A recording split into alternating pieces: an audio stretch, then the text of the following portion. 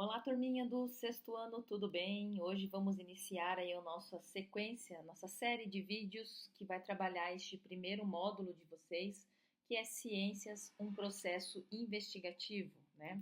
Então vai ser comum vocês verem aí no decorrer dos vídeos, isso aqui, ó, parte um, parte 2, parte 3. Isso foi feito porque eu vou fragmentar então o capítulo para que ele não fique tão grande, né? Para que o vídeo não fique longo e muito cansativo. Assim vocês podem ver e rever quantas vezes vocês quiserem, tá bom? Então vamos lá iniciar o nosso módulo, tá? Nós começamos o módulo trabalhando essa imagem inicial, justamente aqui, ó, de um copo entrando em decomposição. Então, o que que é importante a gente saber a respeito disso? Que a maior parte dos plásticos, né, ela é feita a partir de petróleo, né, que é um recurso finito, né, um fóssil, é um combustível fóssil que a gente chama, e que ele levou muito tempo para ser formado e que a gente tem consumido de forma muito rápida, ou seja, uma hora ele vai esgotar. E o petróleo tem uma característica de que ele demora muito tempo para se degradar. Então, no caso de um plástico, né, feito à base de petróleo, estima-se então que ele demore cerca de 450 anos, tá, para se degradar ali do meio ambiente. Então, no decorrer, no, então assim, aí com relação a isso, a gente tem que levar em consideração que devido aos avanços das pesquisas, dos estudos, né, e do conhecimento científico, a gente vai descobrindo outras formas de produzir plásticos, né, que sejam mais fácil, que sejam mais, que tenham uma rápida degradação. E essa imagem, então, ela mostra isso, ela mostra um copo, tá? É um, ele é um produto à base de fibra de cana-de-açúcar e bambu e que entra em decomposição, ou seja, né, em 60 dias ele já está bem deteriorado, tá? Então, a decomposição do plástico biodegradável leva bem menos tempo do que os 450 anos aí de um produto, de um plástico à base de petróleo, tá? Então, essas imagens aí mostram justamente isso. E aí vem algumas perguntas, né? Como foi possível a descoberta, desculpa, como foi possível que a decomposição acontecesse num prazo de 60 dias? Isso aí foi feito um monitoramento, um acompanhamento. É claro que quando a gente falou que o petróleo, o plástico à base de petróleo leva 450 anos, isso é uma estimativa, porque ninguém vive 450 anos para verificar se realmente vai entrar ou não vai entrar em decomposição, né?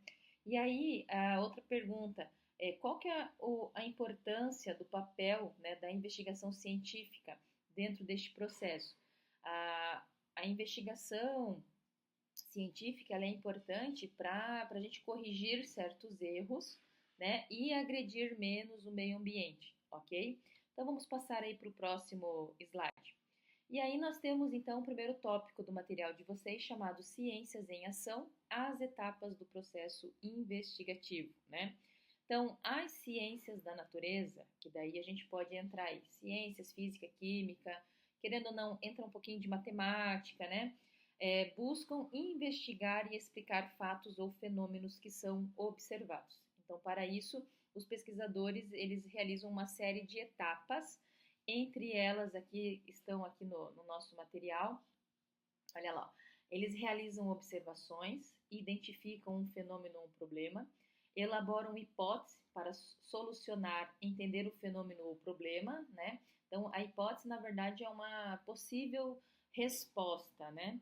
Fazem experimentos para coletar dados e testar as hipóteses e analisam os resultados para chegar nas conclusões, que podem validar ou não essa hipótese, né, que foi proposta.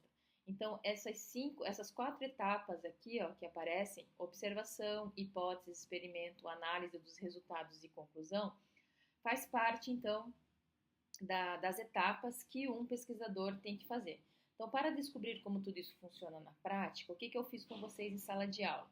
Eu levei uma caixinha, um objeto fechado, para que vocês tentassem descobrir o que estava lá dentro, né? O processo, o que vocês fizeram? Vocês realizaram um processo investigativo, né? Que, querendo ou não, é algo inerente, ou seja, está relacionado ao o que é próprio de alguém, né? Ou que está dentro da sua essência, até porque todo mundo tem um certo grau de curiosidade, né?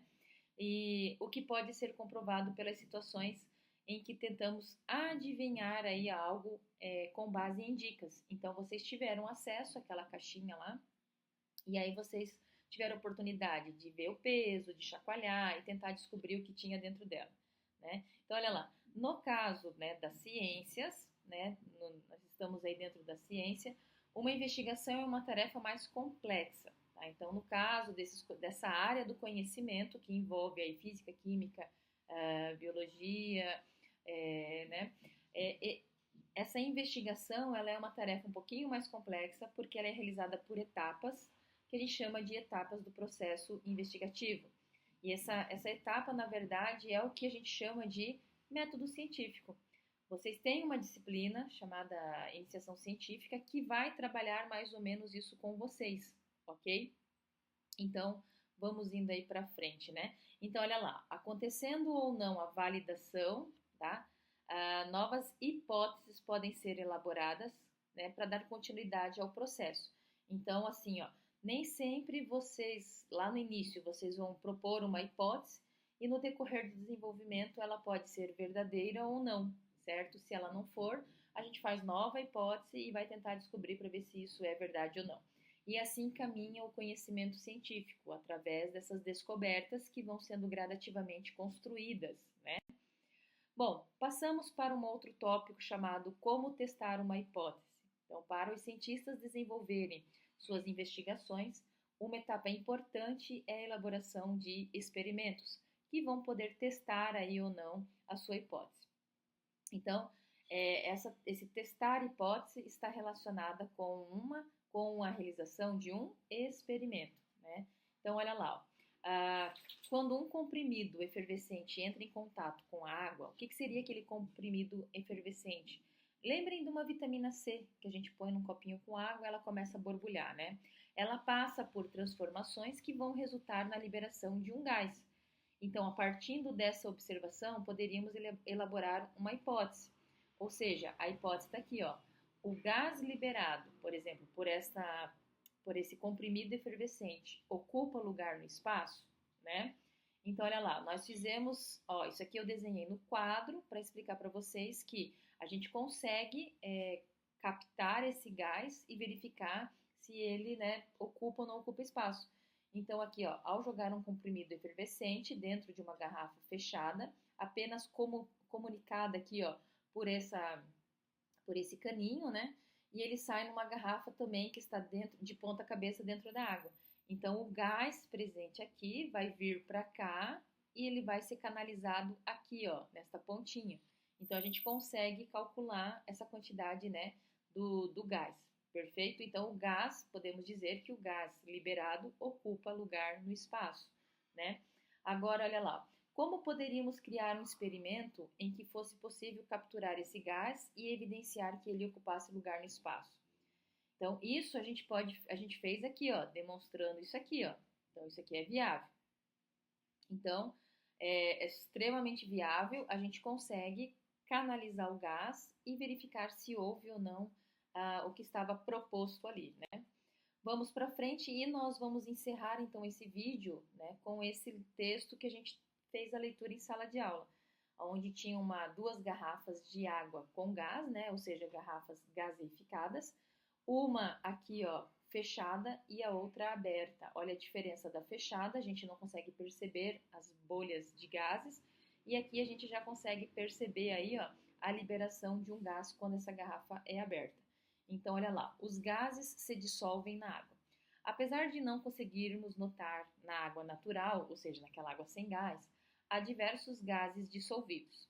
Na chamada água gaseificada, entretanto, há um excesso de gases facilmente notado a olho nu, o que permite analisar melhor o comportamento dos gases em água. Quando a gente fala a olho nu, é uma expressão que quer dizer que eu não preciso de nenhum recurso para poder observar. Tá? Eu não preciso do microscópio, eu não preciso de uma luneta, né, de alguma ferramenta para ampliar ou afastar, né, esse objeto. Então, olha lá, quando uma garrafa com água gasificada está fechada, por exemplo, que é o caso desta aqui, ó, seu conteúdo, né, se apresenta homogêneo, ou seja, uniforme. E é difícil perceber as bolhas de gás. Agora, quando essa mesma garrafa, ela é aberta, os gases se dissolvem lá dentro e aí começa a surgir essas bolhas e migram aí para uma superfície do líquido. Então, elas tendem a ir para cima. Há uma série de outros fatores que podem alterar a quantidade de gases dissolvidos na água, como a temperatura. Então, vamos entender o que uma temperatura mais quente proporciona e uma temperatura mais fria vai proporcionar.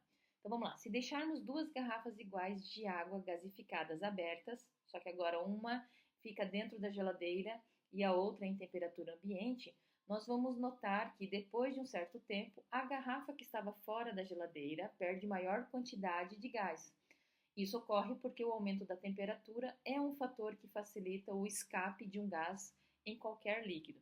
Então, se vocês tiverem que deixar uma garrafa aberta, tá, sem tampar, que tenha gás, que deixem ela na geladeira. Ela vai perder gás, mas vai perder bem menos gás do que se ela estivesse fora da geladeira, ok?